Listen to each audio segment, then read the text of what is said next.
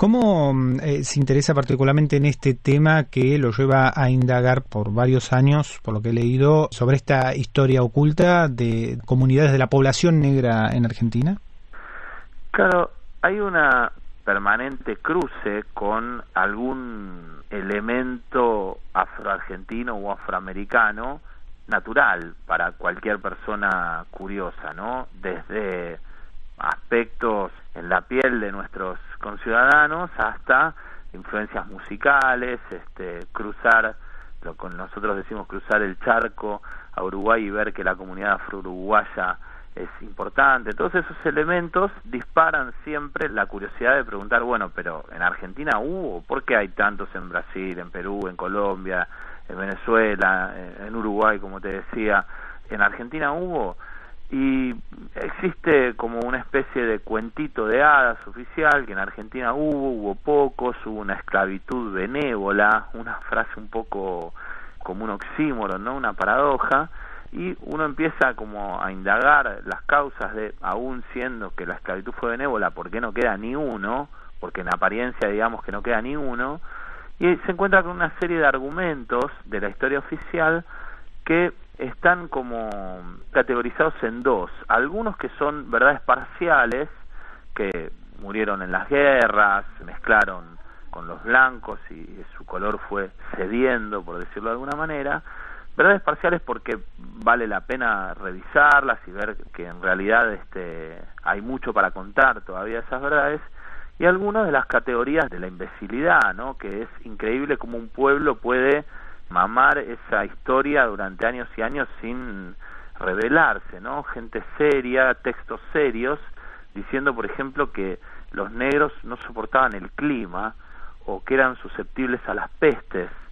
Claro, digamos, uno puede ser susceptible a una peste si se lo deja mal atendido, encerrado en un foco de infección, del mismo modo que un fusilado puede ser susceptible a las balas, digamos. Pero claro, primero hay que fusilarlo, ¿no? ¿Por qué mamamos esta historia sin chistar? Que en la reforma constitucional del 94 siga estando.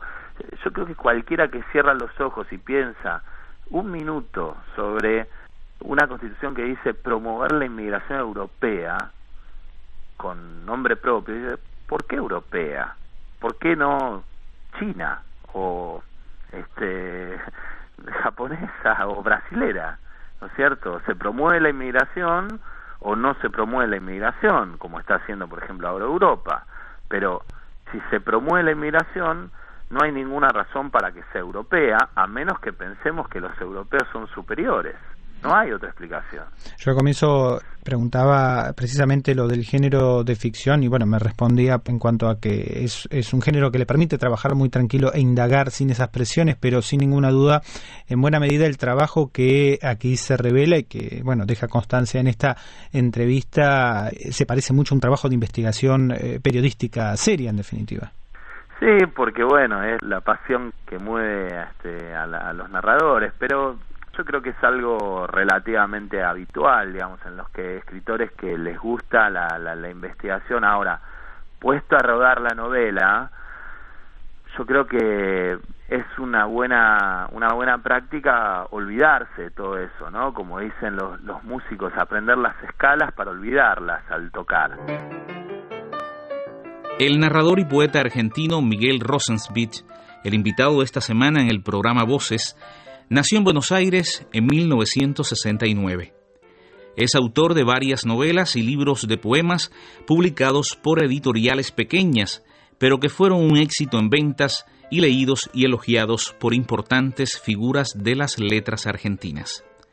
Su novela Fiebre Negra, de la que estamos hablando, fue elegida novela finalista del Premio Planeta.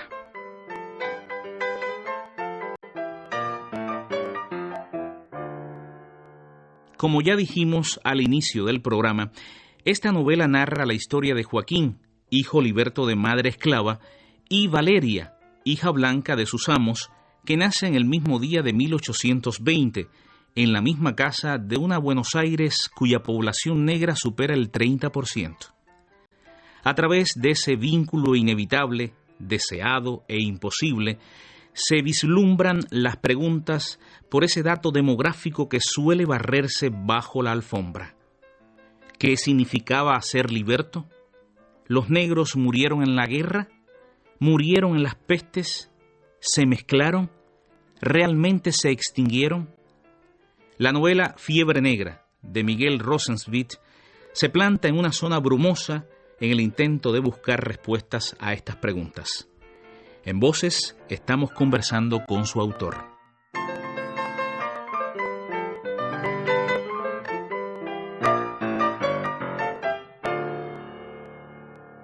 Este personaje, Joaquín, es un negro liberto. Ahora, ¿qué significaba? Porque por lo que nos cuenta era lo mismo prácticamente que ser un esclavo. Apenas Claro. tendría mayor libertad de movimiento en todo caso. Sí, es una figura muy interesante, muy controvertida y sobre todo es una figura que es un poco largo de explicarlo, pero que de alguna manera refleja las vicisitudes de los resultados de mayo de 1810, ¿no? Porque cualquier historiador serio, la primera pregunta que se va a hacer es ¿qué fue mayo de 1810? ¿Realmente fue una revolución que independizó a la patria?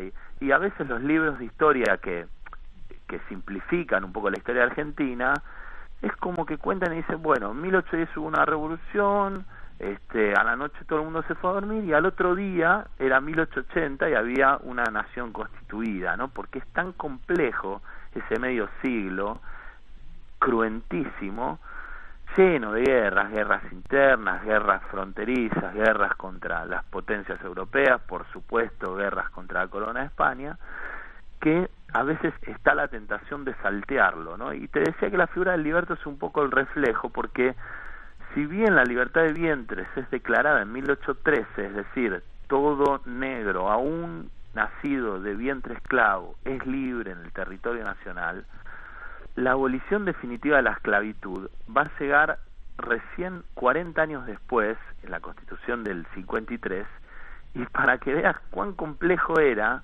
Buenos Aires no acepta esa Constitución. O sea que en Buenos Aires la esclavitud sigue vigente, nada más ni nada menos que en Buenos Aires, digamos, ¿no? Hasta 1860. Es decir, esos 40 y pico de años, depende desde dónde se mire, el liberto es una figura muy difícil de clasificar.